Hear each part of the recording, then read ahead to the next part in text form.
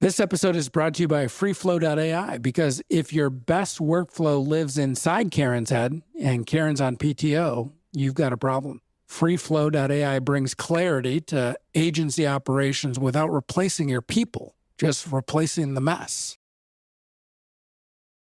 This episode is sponsored by Imperial PFS, the industry's leader in premium financing and insurance payment solutions. IPFS helps agencies streamline how business gets placed and paid, from financing premiums to enabling pay-in-full transactions and simplifying e-signature workflows.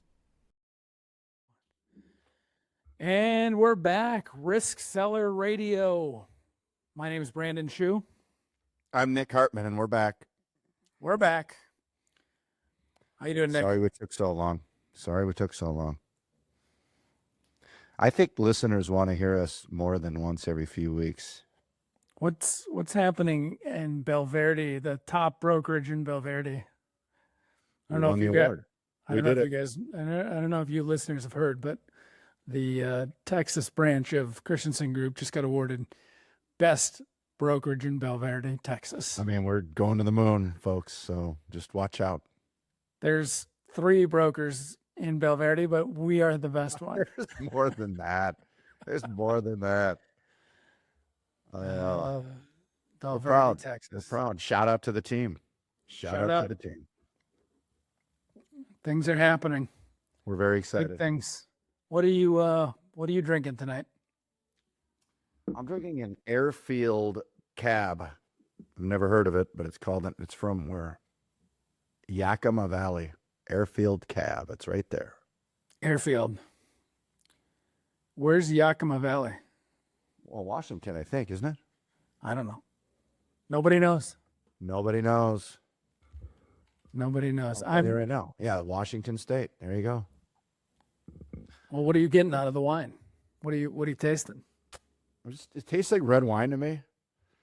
It's like actually it's good. I can tell why Michaela liked it. It's a cab. Mm-hmm. Some earthy tones. Get some in there. Fruit. Get some red like fruit, mostly fruit. Like grape. Kind of like grapes. I forget a lot of grapes. Maybe some cherries and blueberries. Just mostly fruit.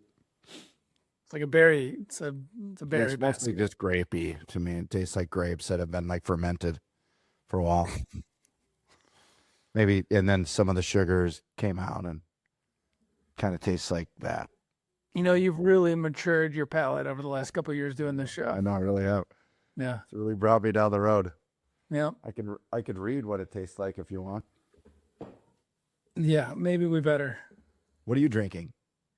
I went back to my Bob Dylan Ascension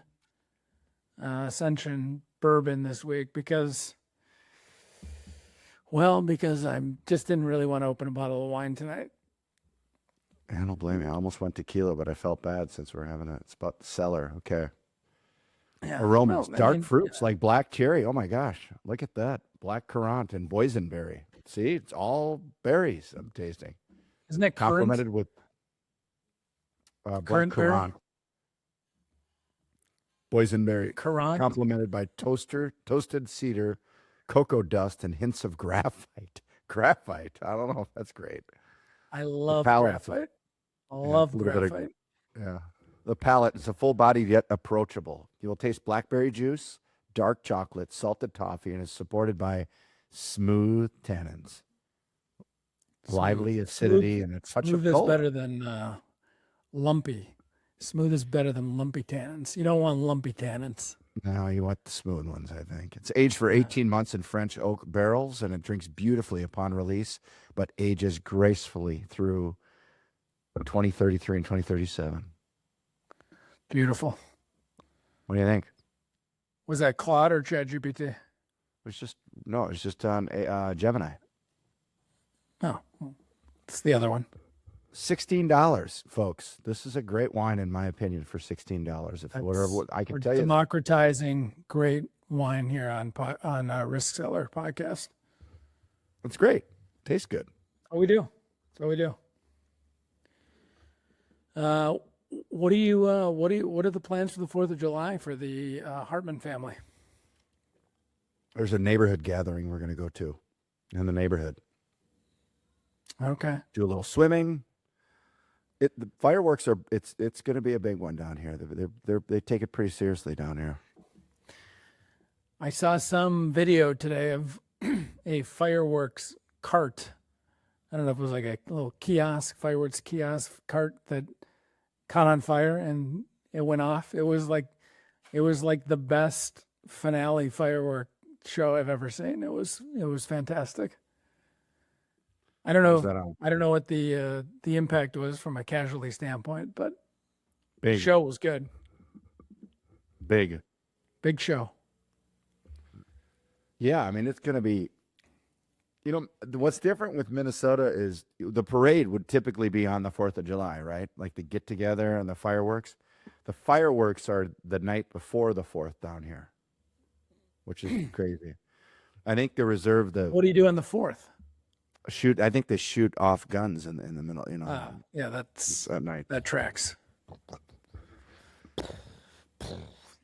No, that'll be the get together. They all get to. It's like they all get together on the. I mean, it's 250th. That's big time. Anniversary of America, and I don't know if you heard, but Donald Trump commemorated it by painting the National Mall reflecting pool, and apparently, it didn't go very well. He was really cleaning up the water, though. Haven't you heard about that? He's big on cleaning up the water. Before and after video. There's a before video where he said, the only way that you'd really be able to ruin this paint job would be if you took a box cutter. You couldn't even do it. If you took a box cutter and strip and cut it down the whole thing, the lining of the pool. And then the day after, he's like, some terrible person took a knife and he cut a slit to it. It was like, what? Unbelievable. There's just pieces of paint floating in the green algae pool. I mean, well, wasn't he trying to clean up the water or something like that? I don't know, but you couldn't ask for better symbolism for a presidential administration than the National Mall reflecting pool. Unbelievable. I saw that should be the concern. Somebody did a Forrest Gump parody of when Jenny was running through the reflecting pool, and they had her running through the algae infested. She comes out and their dresses, she was wearing that like white dresses, green and blue paint chips all over it. It was that guy won the internet. Whoever did that. Now. I'm gonna look it up right now. I mean, just spectacular. It's on I don't have TikTok. Do you have TikTok? No, but I'm sure somebody just took the video and brought it over to the gram. I thought the shitters full guy was the Uncle Eddie one, where he's like emptying the. Oh, yeah. Oh God, it's the internet. I mean, social media is mostly terrible. Oh, here it is. I found it right here. Sometimes it wins. I found it right here. She's running through right now. Johnny. Oh, listen. I mean, just unbelievable. And then you got, this. Do you hear it? Symbolic, but. Hold on, she's running through right now. I don't think we can hear it. That water looks really clean in that one. Was that the before?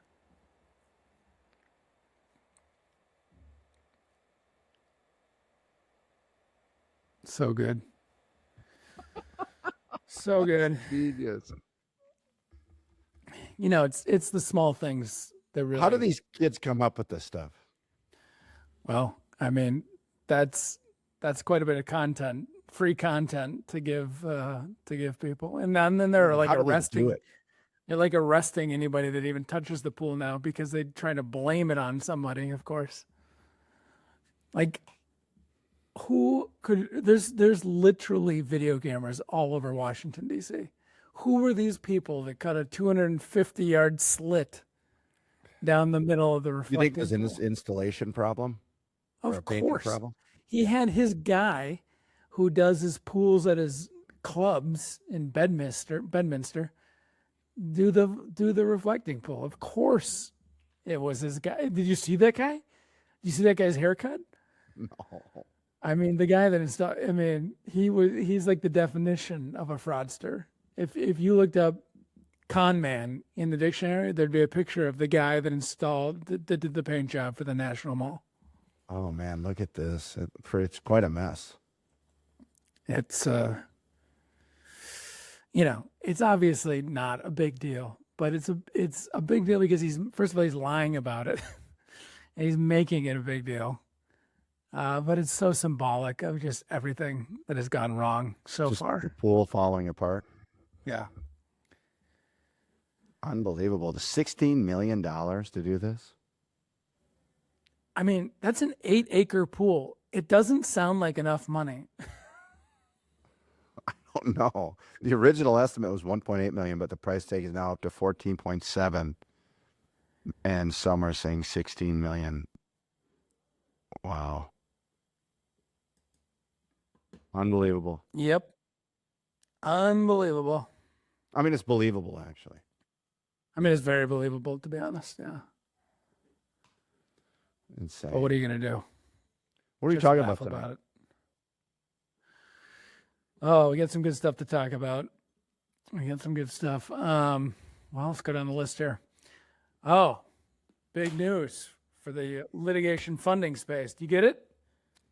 I got Is it. that a fly? It's a fly. This This is thing, huge news. I feel like we should take some credit for this. I think if there's anybody that should be taking credit for this, it's us. So let's read the story here. North Carolina has become the first state in the country to pass an outright ban on third-party litigation financing, with Governor Josh Stein signing House Bill 315 into law this week. The law takes effect July 1st. Wow.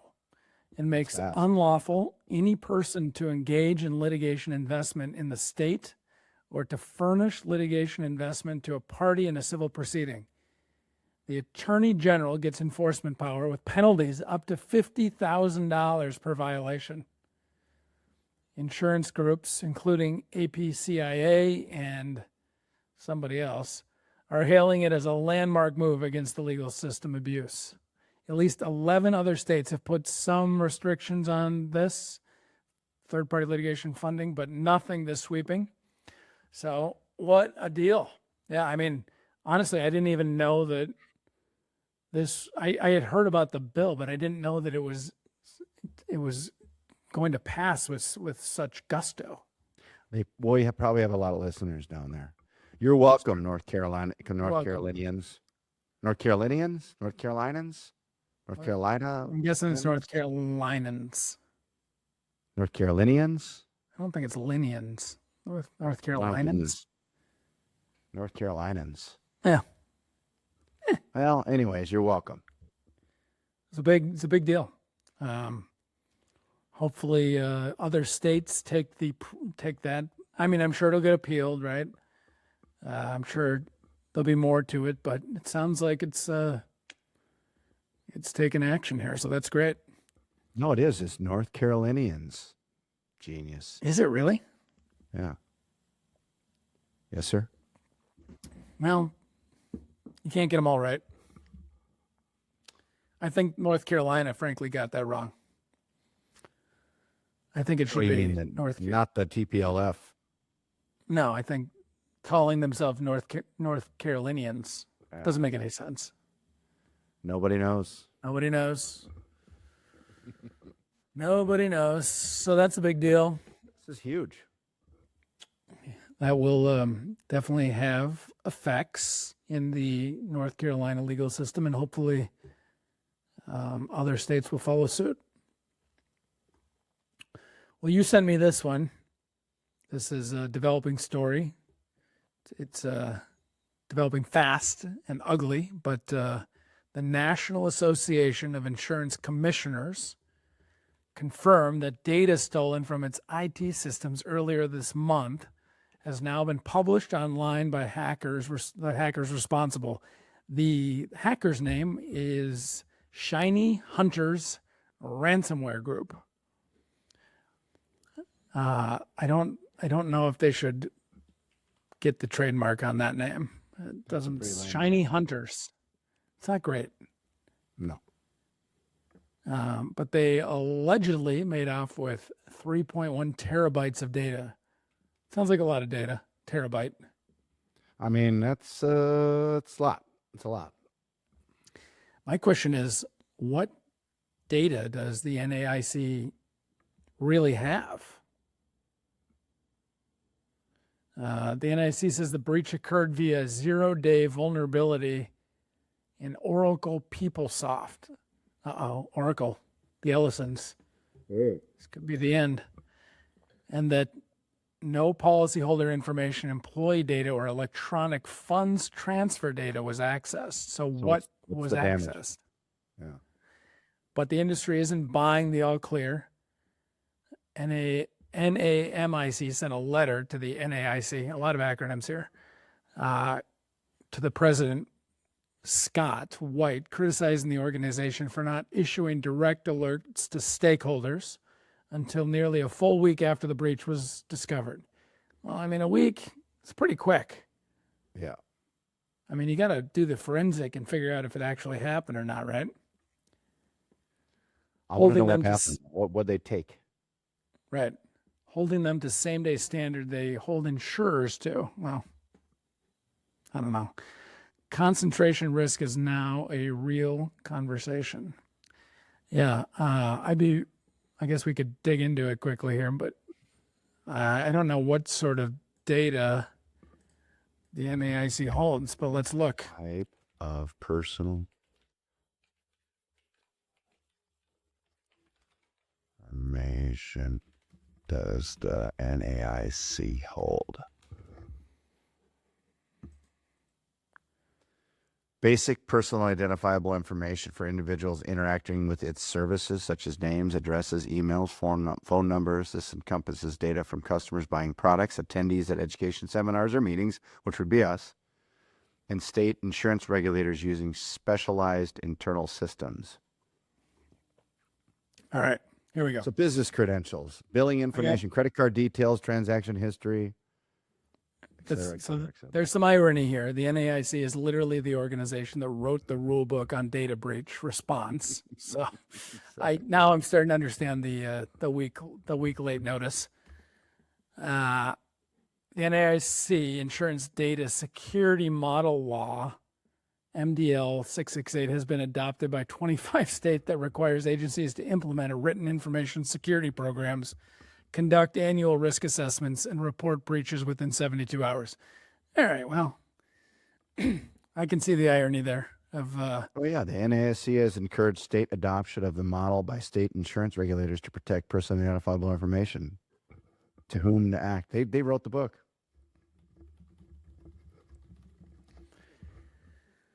Well, isn't that a catch-22 that they find themselves in? More to come on that. The NAIC is the central nervous system of U.S. insurance regulation.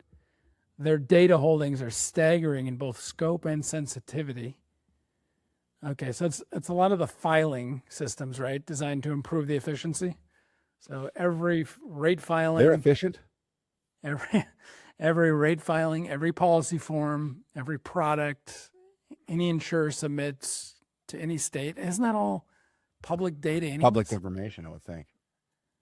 I guess. Oh, that's the proprietary pricing data, but it's not proprietary once the rates are... Oh, I know who hacked into these. It's the large language model. It's probably Mythos. Online program. Getting all the rating tables. That was actually us. Now we have the secret. We were actually crawling it, so sorry. Financial data, centralized warehouse of financial data used primarily by state regulators as well as policymakers and academics. This includes statutory financial statements, quarterly and annual filings from every licensed insurer in the U.S. Okay, now we're getting somewhere. That's not nothing. That's not nothing. Well, that's kind of a big deal. Well, it made the news. But, It made RiskCellar news. I mean, of course, it's a big deal. Like we talked about, I mean, everybody's info is going to get hacked, leaked.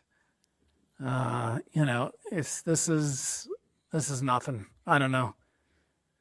I think you just have to assume that your data is going to be leaked. Yeah. And everything you've ever said or looked at online. That's why I just say it all here, just air it out. Just air it out, everybody. Don't worry about it. Everything's going to be fine. I mean, how many terabytes of data have we aired out here on this podcast? So, There's a lot. So I like this CFC article. They're not silent anymore.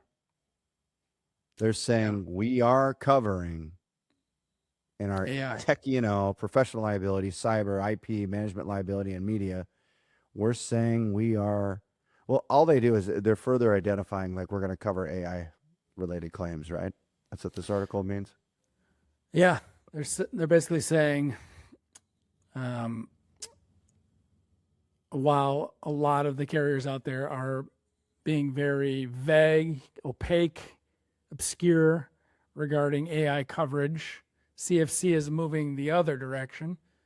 They're saying that it is embedding affirmative AI coverage across 7 Good for CFC. Core product lines: tech, professional, cyber, IP, management, and media, to give clients explicit clarity on how AI-related exposures are treated rather than leaving them implied or silent on coverage. So I agree with you. I think that's a good thing. I personally like it when carriers are very specific about coverage, because at least you can tell the client with an affirmative answer, this is covered and this isn't. So they have a good product, I've always been told. Yeah. No, CFC is a good carrier. Liability team. And they are innovative. They're always putting out new products. They're always trying to expand into new spaces. They're definitely moving in the right direction, I think. Shout out to CFC. The move specifically addresses novel exposures like model hallucination, AI-generated content, and model drift. I wonder what model drift means. So if the model changes within a couple standard deviations there, just by drifting there. It's like a model Tokyo drift in AI, also known as model decay, is the degradation of machine learning models' predictive accuracy over time. So if it makes a mistake, it happens when the real world environment or underlying data changes, meaning the model is suddenly analyzing conditions it wasn't originally trained to handle. But CFC has done the work to understand how AI risk actually operates in practice. So that's a good thing. That is a good thing. And hopefully more people take that lead. This next article was surprising. How it didn't hit my radar, except for on. Yeah, did anybody know that Venezuela had 2 earthquakes this week? Any listeners out there? Just yesterday, which would have been the 24th. Oh, hold on one second. Pause. Harry's here. Hey, I'm on the podcast. Okay. Later. Can you shut the door? 7.5 on the Richter scale. Game on. 7.5 on the Richter scale. Colombia, Venezuela, Caribbean, Netherlands, Morocco, and Aruba. Killing 164 people, with thousands more feared dead.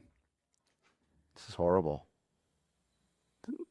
Final predicted modeling suggests that likely to run into the thousands with a substantial probability of exceeding 10,000 people.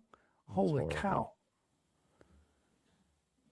the hardest hit area was La Guerrera State near Caracas, where dozens of buildings collapsed. Man, how did I not hear this on Twitter? Like, I didn't see it anywhere. I didn't watch any TV today. Maybe that, or yesterday. Yeah, I mean, but yeah, you'd think it would have popped up in the news alert somewhere, I guess. But we are covering it here on RiskCellar. So you should see the pictures of these buildings. Oh my gosh, horrible. Yeah, I wonder what this means for the questions around oil exploration. Since Venezuela, has started collaborating again with the West. It looks like Chevron has confirmed operations are continuing, but, what does this mean for... I'm sure it did not make oil exploration any easier, and I know that it's already challenging in Venezuela. Well, he was quoted by saying, "We took over Venezuela in less than 1 day, and the oil is flowing, and we're getting along with them great," Trump said in remarks to farmers gathered the Rose Garden. We're going to, by the way, help them with their big, we're going to help them with their big, they had a tremendous earthquake last night. Did you read about massive Caracas? But we're going to help them out. But we did that. We took them over. Just so you know, we took them over in 1 day. And we're going to help with why do you need to bring that up? I don't understand. Because he can't help himself. Because he needs to insert any sort of victory in his head that he thinks, is a good thing. He can't stop himself from talking about it. I think you're right. I don't think he can. USA stands ready, willing, and able to help. I have instructed all agencies of our government to get ready to move quickly. We'll be there for our new great friends. Early reports are not good. But we're there. We're going to be there to help. Good. The funny thing about Trump is, many things are funny, but he quickly adopts the whatever headline he reads about somebody else. Give me a point of reference so I know what you're talking about. Sorry. Just can't get any free time. Is that Harry again? In my home, my Jessica. Anyways, it's like, nobody can leave me alone. That's the best. It's just like they can't handle bedtime without me. It's just unbelievable. Oh, you mean mine are sleeping? You didn't even get yours down yet. They're all awake? Oh, summer, it's impossible. These kids so you want to come in and say goodnight to you, or do you want to say come in and help me put night? Oh, she just handed me my wallet because Harry was trying to steal money from me. I'll literally find him with I'll be in his room and he's got like $100. I'm like, where'd you get this? He's like, I don't know. Take it out of your wallet. That's awesome. If I would have done that as a kid, I would have been killed. My dad in the chairs, anytime we wanted like some penny candy or whatever. Remember penny candy? You go down and get candy for cheap. We just go on all the chairs where my dad took naps, and there'd be just masses of quarters and sometimes loose dollar bills. And we just grab it from underneath the cushions and go get some penny candy. It's the best. Yeah. Now they just take it right out of the wallet now. I remember my dad used to have had this dresser, and in the top drawer was all his like cool collectible stuff, his AFC championship ring, all sorts of coins and stuff. And I remember I took like a couple 50-cent pieces out of there at one point. And like he came down, it was like, just read me the riot act. He knew that I took it. 250 cents. I would have no idea. No. And he watches his pennies. Harry steals $100 from me. And I'm just like, okay, give it back. What's your dad's name again? Jeff. Jeff. That's right. Shout out to Jeff. Shout out to Jeff. Anyways, I was saying before I was so rudely interrupted. The funny thing about Trump is, everything's fake news, fake. But the first story he hears about somebody else not doing well, he'll be like, "Oh, I hear you're not doing great, according to the latest New York Times article. He'll just latch onto that. You're not doing great. Your numbers are down." Is the worst approval numbers in like the history of presidential administrations, and they're not good. He doesn't believe them. Not good. He doesn't believe them, even though they're across the board. Fox News, everywhere, they're all terrible. He doesn't believe this it. Hormuz deal is not. This is no bueno. And you know what? That's the sad thing about it is, gas. They're gonna figure this. By the way, an MOU. Let's address the MOU on the. I can't stand the Iran deal. Okay, MOU. A 2-page MOU is the agreement. This is what we're doing. There's nothing there. It's nowhere close to as thorough and effective and accretive to the United States as the JCPOA or whatever that Obama Iran deal was. And it doesn't even say anything about nuclear proliferation. I mean, it's that's because we lost, because we didn't think about strategically what would have happened. We've failed. This is our generation's Vietnam. We have lost. Yes, we might have taken out their Navy and a couple other things, but don't kid yourself. We have lost the war with Iran. It is over. They won. 100%. They are stronger for it. We are weaker for it. Yeah, not only are they're stronger for it, but they stood up to the powerhouse, right? And maybe a third of it's a huge chunk of a lot of our missiles. They're sending $500 drones up, and we're spending a couple $1 billion on Apache $1 trillion budget, and we can't. And we're out. We don't have any munitions. We're out of. We're a third or a 40% depleted in a lot of these. Yeah. Yeah, we're not good. We're not doing we are in a bad spot. Well, maybe we should stop starting wars. Yeah, I think that especially ones we can't win. Like this was the most obvious. This is like the Strait of Hormuz is like a nuclear. It's like worse than a nuclear bomb. I mean, they can control the economy with that strait. And nobody told them this is a terrible, terrible idea. I did see an article that it was open and 40 ships came through, which is like a quarter or under a quarter what they normally do. Right. But then there's something happened today too, where there was a situation.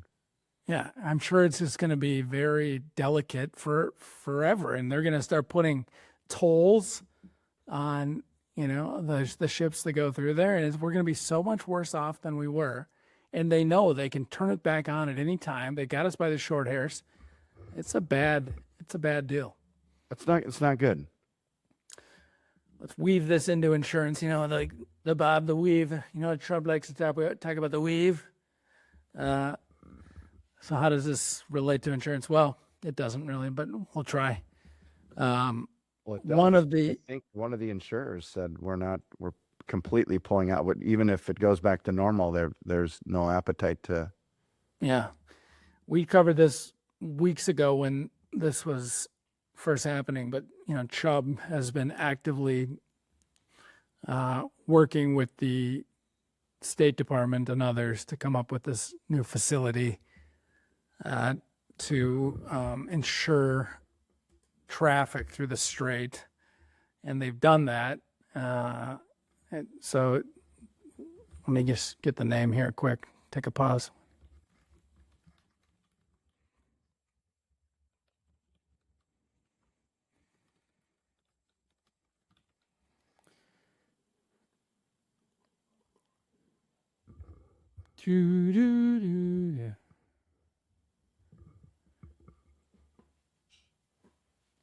All right, here we go.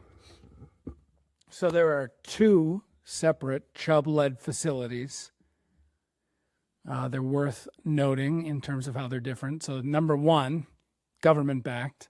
We have the Gulf Maritime Insurance Facility. Was created in partnership with the U.S. government through the U.S. International Development Finance Corporation, DFC. This was the one we talked about before with Chubb as lead underwriter for a $20 billion maritime reinsurance plan. So that's the public model. And then just recently, like June 19th, I believe, Juneteenth, Lloyd's Chubb Marine War Risk Consortium was announced. So Lloyd's launched a separate new market consortium with Chubb as the lead underwriter, supported by participating Lloyd's syndicates and specialist partners providing up to $200 million of capacity for hull and P&I risk, plus a further $200 million of dedicated cargo capacity. So $400 million total available to brokers from June 19th onward. So Chubb is, I don't know why Chubb is leading the charge here with both of these. It sounds like a lot of aggregate exposure risk to me, but they are, and they're anchoring both of them, the government and the private consortium, and of how Hormuz capacity gap has been addressed through parallel rather than competing mechanisms. So pretty interesting. Well, yeah, and then hull war insurance premiums fell 5%, ships valued at 2%, saving individual operators hundreds of thousands of dollars per week. Yeah, 172 ships navigated the straits between June 18th and 25th. That's quite a bit, indicating that trade is moving again. Yeah. Oh, so what I was going to say, the shame is oil is going to, oil's dropping. It's below 70 again. Gas is going to it's going to drop, obviously, if this continues. And everybody's going to forget about this because nobody reads nobody really focuses except for a few of us. You know who's not going to forget about it, though? Who? Our partner in Israel. They're not happy about this. Yeah, for sure. So I'm not sure they're going to forget about it. Yeah, I mean, it's a death by 1,000 cuts, I think, for Trump. I mean, he was even before the Hormuz stuff, he was, in a pretty bad spot. But in terms of this specific crisis, it's, it was a complete fumble, complete blunder. But most people, especially in his base, they don't know about it, they don't care about it, they don't read about it, and it's gonna. Well, I think there's a lot of people like it never happened. And right, they're upset about this war. Like I that's at least the sense that I get. I think there's a lot of his would be supporters or ex maybe supporters now that. Yeah, I think those are more the independents though, or the persuadable voters. I mean, there's no question. Like his popularity is not. He lost a lot of base with this. He's not coming back. No. But it's just a shame that, it can be so easily forgotten. Well, let's finish this up on a high note. Do you have any trivia? I do. Are we going to talk about this Latin dictionary? Because I thought that was kind of funny. Oh yeah, that was the last one, wasn't it? So apparently, all the things. Yeah. So apparently, continue with the Trump theme, especially as it relates to the Strait of Hormuz. There's been a lot of notices of cancellations. So President Trump has been criticizing that lexicon, that vernacular, and so the markets, in a pandering, placated, sycophant ritual, have decided that they're looking at changing the language to denunciado rescissions, which basically means notice of cancellation in Latin. The best quote here was from one senior Lloyd's figure called it a bit Harry Potter. Denuncia Resilience. Rescission. That's They true. can't even call something what it is without this guy getting upset. Because of all the war risks, it's effectively, because nobody's covering war, right? Every insurance policy excludes war. So they're getting all these notices of cancellation. I really don't like the term notice of cancellation. I'd much rather the Latin come in there. Unbelievable. Denuncio rescissions. You ready for 3 truths and a lie? Are you ready? 3 truths and a lie. I'm ready. And this is 4th of July, 3 truths and a lie. This should be an easy one for you. But for the listeners, happy 4th. The Declaration of Independence was officially adopted on July 4th, 1776. 2, the Liberty Bell is traditionally tapped 13 times every July 4th in Philadelphia. 3, Americans eat over 100 million hot dogs on the 4th of July each year. 4, all 56 signers of the Declaration signed the document on July 4th, 1776. It's just one lie? 1 lie and 3 truths, yeah. I mean, I feel like I'm being swayed here, but there's no way that they all signed the Declaration on July 4th. 100% right. Most signed it later, mainly on August 2nd, 1776. They must have been on holiday. You're right. Cheers. I mean, unbelievable.